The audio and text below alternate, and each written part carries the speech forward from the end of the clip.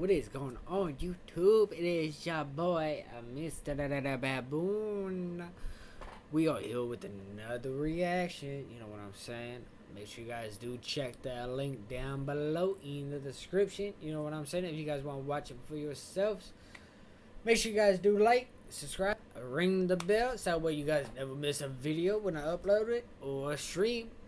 A past stream, you never know. You know what I'm saying? Could be a Call of Duty, could be a Fortnite, could be a Minecraft. You never know.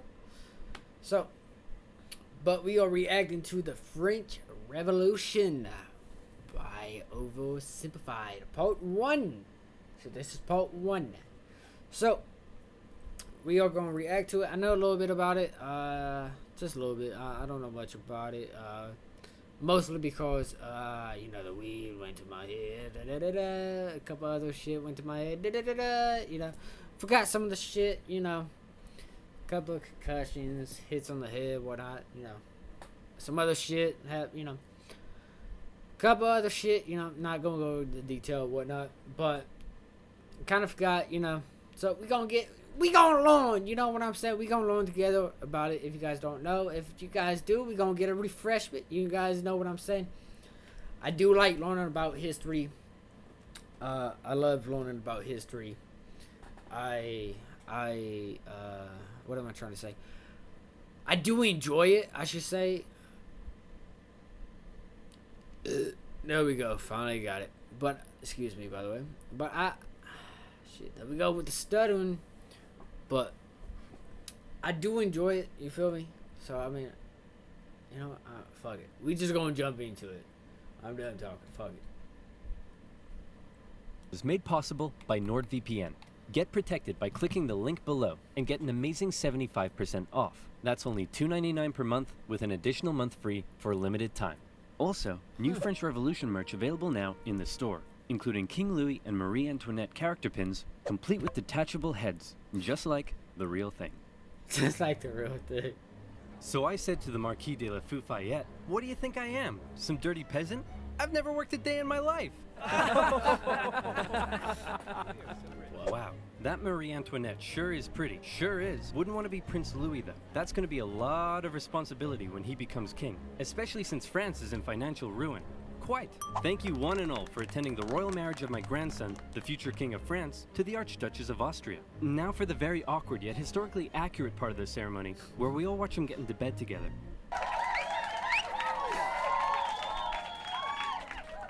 Alright, now that's out of the way, let's leave the royal couple to it. You better give us an heir, you fat, ill-bred boy. Nighty-night. Shit! That's gonna be a lot of responsibility. France is in financial ruin. You fat, ill-bred boy. Quite. That's gonna be a lot of responsibility. France is in financial ruin. You fat, ill-bred boy. That's gonna be a lot of responsibility. I love this animation shit, bro. I love it. I like it. I fuck with it. Great. He's a freaking weirdo. Oh, damn. France, the most prosperous, Damn, cultured, and beautiful nation in the world, as it had been for centuries. An exquisite social culture, with the king and the upper classes throwing crazy parties every night, enjoying high living and fine dining. Who cares that they were only able to do so off the backs of the hard-working, starving poor? What are they gonna do? Revolt? They're only 80% of the population. No. Life in France is great. What's that, France? You want to go to war with Britain and increase your power? Go for it, little buddy. You do you. You do you. And you lost. Now you're in severe financial debt. We have no money. What do we do? Should we stop partying? Heck no. Party harder. That's okay. The peasantry will pick up the slack. They were created by God to do all the work, and you were created to reap all the benefits and party hard. That's just how society works, and we've all just accepted it for centuries. Nope. Why?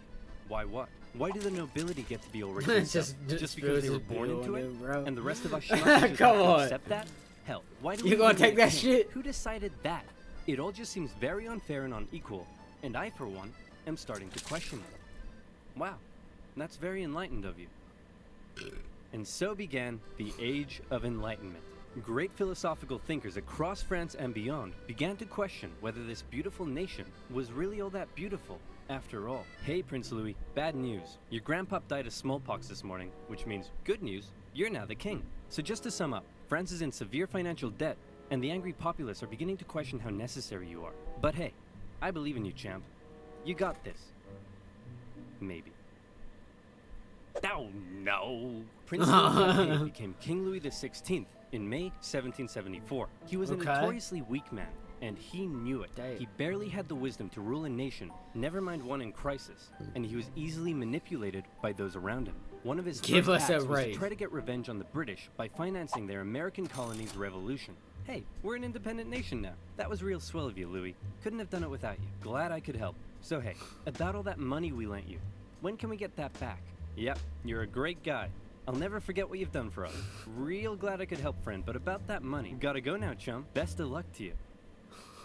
Oh no! France was in even more debt. Bro, like, come on. The strain of economic ruin, watched as the nobility continued to live as though nothing was wrong. In particular, they grew increasingly disdainful of the queen, Marie Antoinette, as she continued to spend all of France's money on her own luxurious lifestyle and fashion. While the peasants were breaking their backs in the fields, she was walking around like, hey, my hair is a boat. I'm not making that up. Her hair really was a boat, and her lavish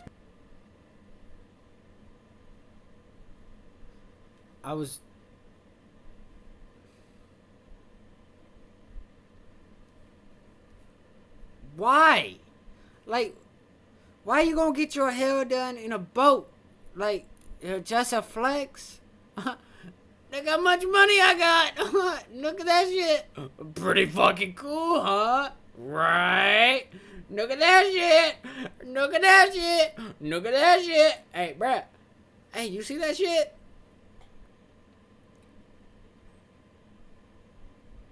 How to get robbed. Very fucking soon. How to get all your shit taken. How to get your... You know? Like, come on, bro. Like... Come on, bro. What you want, other people want. No. What you have, other people want. Like... Even though, like, I don't understand why it works that way. I don't get why you can't go get your own shit. But, like, it really does work that way. So, I mean... Spending earned her the nickname Madame Deficit. And speaking of the queen, there was also a long-standing scandal around the fact that the king took a very long time to boink her. And the working classes of Paris began ridiculing the royal couple with lewd pamphlets depicting the queen as a court thought and the king as a wuss, unable to fulfill his marital duty. Respect for the monarchy was at an all-time low, as France's finances were spiraling out of control, and the king and his aides really only had one solution to the crisis. Tax the poor. Tax the poor. We could do a sexy calendar shoot. We could. Tax the poor. And so it was. The poor, who were already struggling to make ends meet, found themselves being taxed from every direction. Hey, I'm the royal tax collector. Looks like you've yet to pay your income tax, head tax. By the way, how many windows you got in that house of yours? 3? Oof, yep. There's gonna be a tax for that. Hey, your local priest, come on. have you paid your church tithe yet? Well, at least this one is going to the good work of God. Sure. God. I think this year, God wants me to buy a new swimming pool. Hey, private tax collector here. Oh, and I brought some goons with me. Just a few quick questions. Really, how much salt did you buy this year? About 7 kilos, I think? Yep. Okay, there's gonna be a tax for that. Shocking! Tax for everything, right? And that's extra salt I held over from last year, so I wouldn't have to buy as much this year. Oh, yep, there's a tax for that. And what are you doing with all of this salt? Well, obviously cooking. On the table. Yep. And preserving fish and meat. Oh no. Yep. And there's a tax for that. Hey, how old is he? He's 9. And so he's purchased his required amount of salt for this year, right? What? No, he's 9. Uh-oh. Sorry, little Timmy. Looks like I'm gonna have to tax you for that.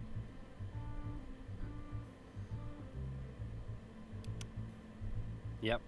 salted. Bro, There's like, going to be a tax. come and on. that's I not believe all. that A shit. huge Come on portion now. of the peasants' harvest had to be given up. And there was also the labor tax, where peasants were required to work a certain number of days for their local lord without I believe pay. it. Obviously, people weren't too happy with these taxation policies, and the aggressive nature of these private tax farmers sometimes even escalated to violence. In particular, though, the people really hated how inconsistent the taxation rules were across the nation, and also the fact that the first two estates often had to pay very little, if any, tax at all. And I so, believe the it. anger continued to grow.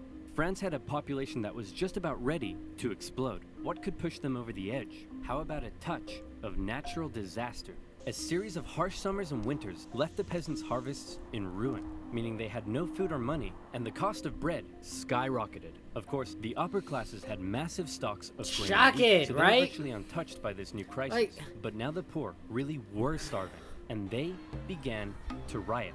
Good. Women took to the streets. Good. Bakeries were raided, and bakers, suspected of keeping bread for themselves, were sometimes even hanged. Okay, that's not Tell good. us what you think about our new twist on soft serve, Twist Cone. Super soft. Yeah, no, that's not good. That's pretty fucked. Wow, this is really getting out of control. Your Majesty, we need some decisive action. You need to step up and lead us. What will you do? Okay, I've got this. I know. I'll summon the Estates General, and they'll decide what to do. Really? You really are a fat, ill-bred boy. The Estates General was the closest thing France had to a government, apart from the king.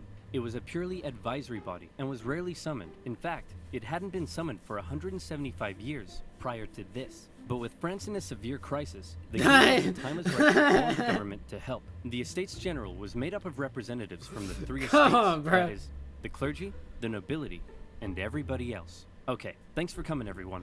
The first order of business is regarding the clergy and nobility. You all get brand new Porsches. You get a Porsche, and you get a Porsche, and you get a Porsche. Everybody gets a Porsche. Bro. And now into the second order of business. France is completely out of money. Like, it's never been this bad before. Anyone got any ideas? How about we all get Lamborghinis next time? The king decided that in order to make a decision, they had to come up with a voting system. Okay, the clergy. You have a population of 130,000, so you'll get 1 vote. The nobility. You have a population of 350,000, so you'll also get 1 vote. And the third estate. You have a population of 27 million people and make up 98% of the population. Very There we go. impressive. You'll get 1 vote. 1 vote. The third estate were obviously pretty unhappy with this system because they kept on finding that this would happen. We propose to raise taxes on the third estate. All in favor? All opposed?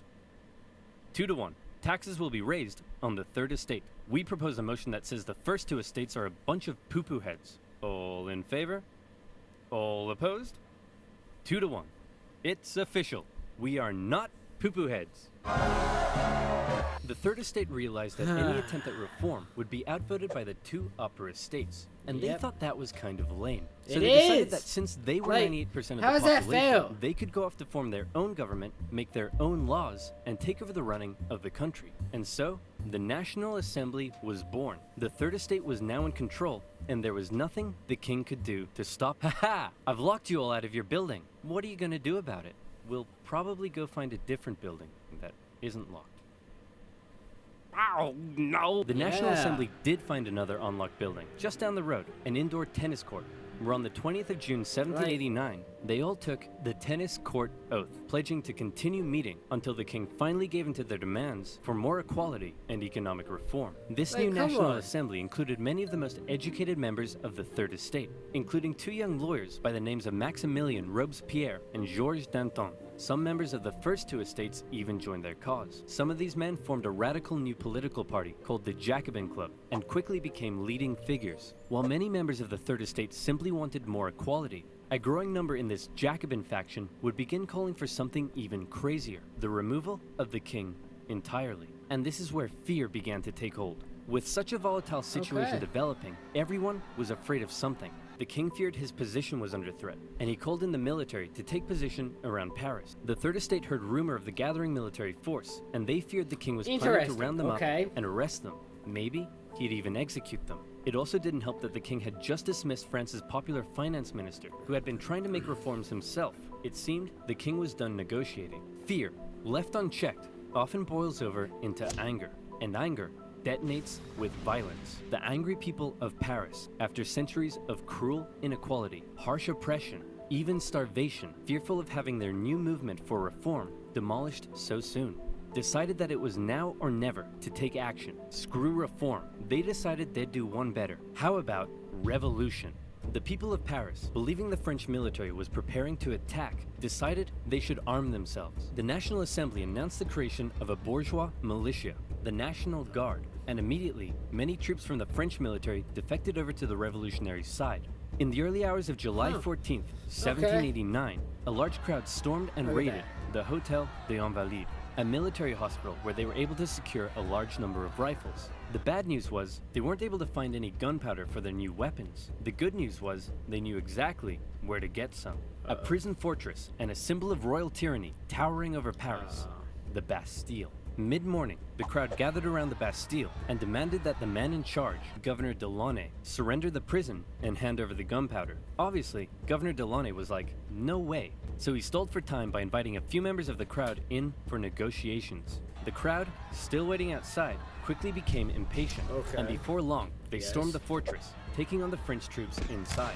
Your Majesty, we've received word that the people have surrounded the Bastille. Governor Delaunay will hold them off. No need to worry. Actually, Your Majesty, it appears the crowd is now headed away from the Bastille. You see? What did I tell you? Clearly Governor Delaunay has defeated them and has them on the run. No need to worry. Your I don't think that's it. Isn't that Governor Delaunay's head on a pike? Well, clearly Governor Delaunay has taken on the form of a bodiless pike-head deity, and the people are so enamored with him, they're parading him around the city. No need to worry at all. When the National Assembly heard about the violence that had taken place, they had two options. Either one, they denounce it and try to carry on the revolution using peaceful means, or two, they say, damn, you stuck his head on a pike? That's pretty hardcore.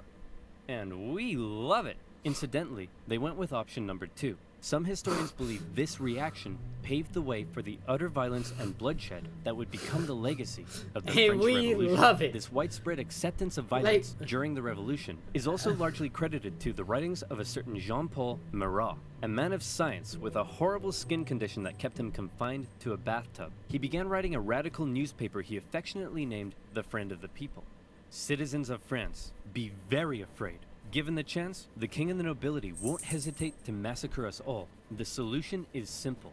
Execute them. Kill every last one of them. Cut off 1,000 heads, and if that's not enough, cut off 1,000 more. Oh, hey, Mr. Squeaky. What are you doing down there? You're so cute. Aw, I love you too, Mr. Squeaky. Mwah. Now, where was I? Oh my god, oh, yeah. bro. Killed them all. It became one of the most popular publications in Paris during the Revolution and succeeded in spreading ever-increasing fear and anger among the people. In August, leaders of the National Assembly, with help from a certain Thomas Jefferson, adopted the Declaration of the Rights of Man and of the Citizen. Bro, like, an incredible tell me you're a psychopath without telling me you're a psychopath. To all men. And when I say men, I mean men. Despite its glaring shortcomings in gender equality, the massively influential declaration would go on to inspire the struggle for liberty and equality across the planet for centuries. However, back in France, the vast majority of the people weren't really so concerned with enlightened ideas of equality as much as they were concerned with the fact that they were still starving. Bread was still expensive as hell and hard to come by. The people felt that one reason nothing had been done yet about the crisis was because the king simply couldn't see the problem. He lived in Versailles, a full 20 kilometers southwest of Paris, and as a result, lived in comfort, separated from his dirty, stinking subjects. On October 5th, a crowd of women, 7,000 strong, decided they'd do something unprecedented. They decided they'd remove that separation and confront the king directly. The women marched all the way to the king's palace in Versailles. Along the way, the crowd continued to grow into the tens of thousands, and when they arrived, they demanded an audience with the king. What are those things outside the palace? They're poor people, Your Majesty. That's poor people? They say they're hungry. Hungry? Then let them What the fuck's on her head, bro? See, this is the exact BS that led to this whole mess in the first place. Or something? You're so out of touch. They're writhing around in the filth, breaking their back to barely scrape by, and they come to you demanding just the basic ability to feed themselves, and you think a slice of cake will sort them out? Well, then let them eat Taco Bell Crunchwrap Supreme. Wow. They're not that desperate. Members of the crowd actually managed to break into the palace with the intention of killing the queen, who narrowly escaped through a secret passage in her bedroom. The enraged mob killed several members of the royal guard and raised their heads on pikes, which, if you haven't noticed yet, is something they were quite fond of doing. Yeah, the king it really had no is, choice ain't it? but to come out and talk to the crowd. He agreed to accept his new position, sharing power with the revolutionary government, and to return to Paris with the crowd, removing the separation between king and subject. King Louis had a problem with people constantly raiding his palace, but one thing he didn't have a problem with was people raiding his computer, because he used NordVPN. If, like me, you don't like hackers stealing your data, password, bank deets, and girlfriend, then you need to check out NordVPN. With over 5,000 servers in 60 countries, it allows you to surf the net anonymously and safely with no personal data logging. It's super easy to use. You can take a trip to a server in Japan with just a click of a button. And while you're there, why not check out some sweet Japanese Netflix?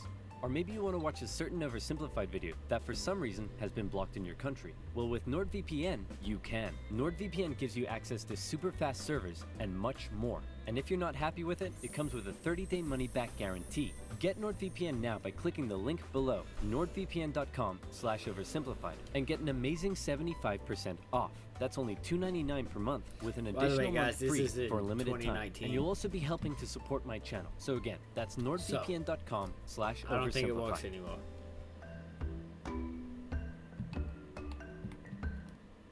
Anyways, make sure you guys do like the video, subscribe, check the description down below if you guys want to watch the original one for yourself. A lot of information in that one. A lot of beheading, it seems like, too, and putting on pikes. So I mean, this is like wow. Don't understand why you guys gotta do that, but okay, you guys was different back then, but okay, you know what I'm saying? It's a good thing we're in a different time. That's all I'm saying. So make sure you guys do like, comment down below, check the description down below. Let me know what you guys think. I will see you guys in the next one. Happiness is key, safety is key, positivity is key, all that good stuff. You know what I'm saying? I'll see you guys in the next one. Stay safe. I'll see you guys in the next one.